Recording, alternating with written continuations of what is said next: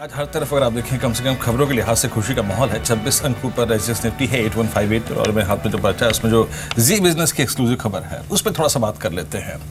केंद्रीय कर्मचारियों की सैलरी वेतन आयोग की सिफारिशों से ज़्यादा होगी, ज़्यादा बढ़ेगी, ये सूत्रों के हवाले से खबर आ रही है।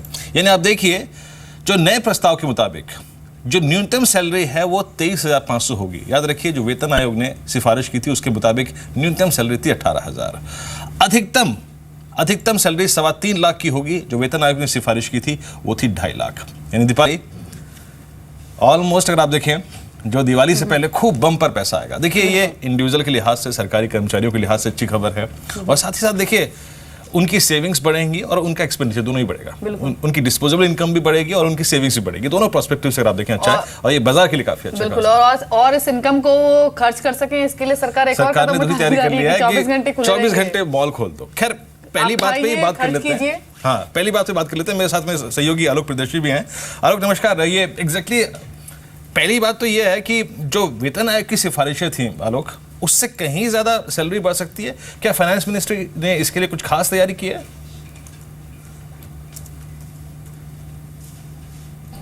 देखिए, जो 7वें वेतन आयोग पर जो रिपोर्ट आई थी दिसंबर में, उसके बाद कमिटीज ऑफ सेक्रेटरीज जो हैं उन्होंने अपनी रिपोर्ट पेश करी है, रिव्यू रिपोर्ट। उसमें बताया गया है कि जो 7वें पे कमीशन की रिकमेंडेशंस थी उससे कहीं ज्यादा जो है केंद्रीय कर्मचारियों और पेंशनर्स को फायदा हो सकता है। करीब 30% तक ये इजाफा हो सकता है, जबकि 7वें पे कमीशन में 23% के आसपास ये इजाफा करने की बात की गई थी। यानी कि जो सबसे जो लोअर बैंड है 18,000 की सैलरी, उनको बढ़ाकर सीधे करीब 22,500 करने की बात है। तो ये 7वें पे कमीशन के पर जो रिव्यू कमेटी की रिपोर्ट है उसको कैबिनेट में चर्चा हो सकती है, और कैबिनेट हो सकता है अगर इसको मंजूरी दे देती है तो जाहिर सी बात है कि देश भर में करीब जो 48 लाख केंद्रीय कर्मचारी और 55 लाख पेंशनर्स हैं उनको फायदा होगा। और खासतौर से फेस्टिव सीजन के पहले कहें तो फायदा होगा, क्योंकि 1 अगस्त से लागू होने की सरकार कोशिश कर रही है कि इसको 1 अगस्त से लागू कर ले। और इस लागू करने में जो कमिटीज की जो रिपोर्ट है उसके मुताबिक जो एरियर्स है, यानी 1 जनवरी से जो 1 अगस्त तक का एरियर होगा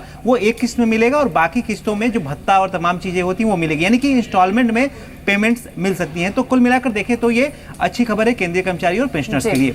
बिल्कुल, पेंशन होल्डर्स और साथ ही साथ केंद्रीय कर्मचारियों के लिए अच्छी खबर है कि नया प्रस्ताव तैयार किया गया है और उम्मीद से ज्यादा सैलरी बढ़ेगी। लेकिन साथ ही आलोक, इस सैलरी को ये केंद्रीय कर्मचारी खर्च कर सके, इसके लिए सरकार एक और बड़ा कदम आज उठा सकती है, शॉप्स एंड एस्टैब्लिशमेंट एक्ट को अप्रूवल दे सकती है। जी बिल्कुल, लेबर मिनिस्ट्री का ये प्रपोजल है जिसमें तमाम जितने भी शॉप्स, मॉल्स और जो सिनेमा हॉल्स हैं उनको 24 आवर्स खुले रखने का प्रपोजल है। जो model shop and establishment act 2016 पर चर्चा कैबिनेट की बैठक में हो सकती है, उसमें अगर इसको मंजूरी मिल जाती है तो देश के तमाम जितने भी शॉप्स हैं, रिटेल चेन्स हैं, मॉल्स हैं, ये 24 घंटे खुले रखने की आज़ादी मिल सकती है।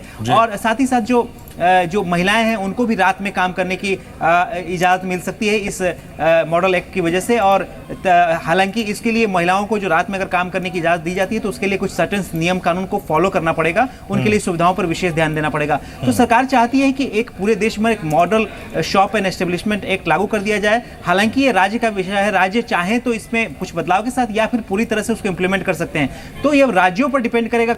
कैबिनेट की बैठक में इसको मंजूरी मिल जाती है इस model shop and establishment act को, तो उसके बाद राज्य सरकार अपनी सुविधा के हिसाब से इसको लागू कर सकते हैं। उसके बाद एक पूरे देश में एक तरह का कानून हो सकता है। चलिए, बहुत बहुत शुक्रिया आलोक आपका इस पूरी बातचीत के लिए और पूरी जानकारी देने के लिए।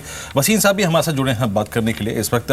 वसीम साहब, देखिए क्या था कि पिछले 4 दिन में 5 दिन में ये ब्रेग्जिट इशू ने हमको इतना परेशान किया, आपकी थॉट प्रोसेस बदल दी इसने। और आप देखिए, अब आपका बेहतरीन मॉनसून, आपका एक डिफरेंशियल जो क्रिएट हो गया है ओवरसीज मार्केट्स और आपके मार्केट्स के बीच में, वो कितना बढ़ता जा रहा है।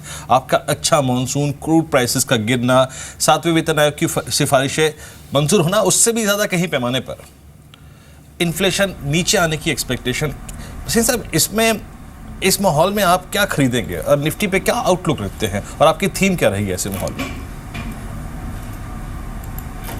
हाँ, गुड मॉर्निंग वरिंदर, आपने अच्छी समरी की। और फिर हमने जैसे आपको कहा था कि fear is the best time to buy, क्योंकि अब हमें दिख रहा है there is a separation of the man from the boys, और इंडिया इस फॉल में काफ़ी आइसोलेटेड लग रहा है क्योंकि उस तरह से गिर नहीं रहा। A, B, हमें लगता है इन द शॉर्ट टर्म ये शायद कुछ टाइम के लिए चल सकता है, लेकिन अगर ग्लोबल कंटेजन थोड़ा और डीपन हुआ तो वी कैन बी अफेक्टेड।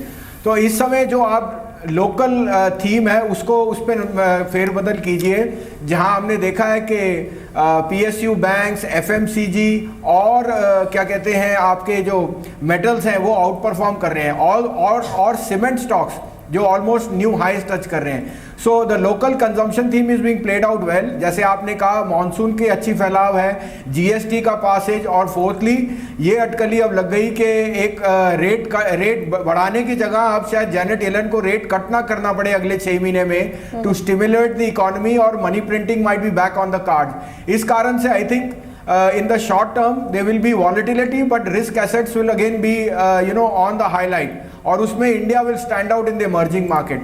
तो हमने 5 लार्ज कैप्स आपके चैनल पे भी पीछे गए थे इस फॉल में खरीदने चाहिए, namely Tata motor, Hindalco, UltraTech cement, doctor Reddy and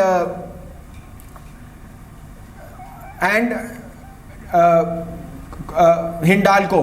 ये 5 शेयर हमारे फेवरेट हैं, लेकिन रियल जो आउट परफॉर्मेंस है वो मिड कैप्स में है, और उसमें आप ही के चैनल पे कई शेयर हमने 3-4 महीने से रेकमेंड किए हैं, वो एक आउट परफॉर्मर हुए हैं, namely Phoenix lamp, Suprajit engineering, group finance और आपका गोदरेज प्रॉपर्टीज। हम अभी भी कहते हैं कि मिड कैप्स में आउट परफॉर्मेंस जारी रहेगी for the rest part of the year.